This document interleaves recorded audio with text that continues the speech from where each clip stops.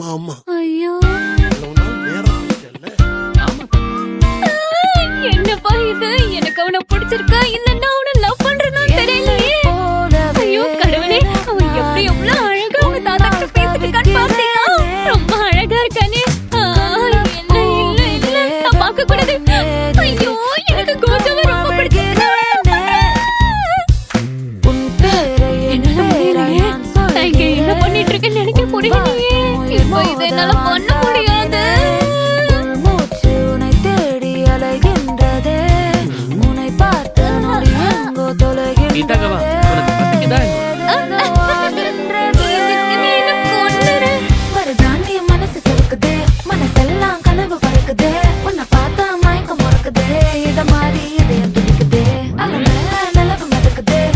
இங்க பாரு கோஜோ.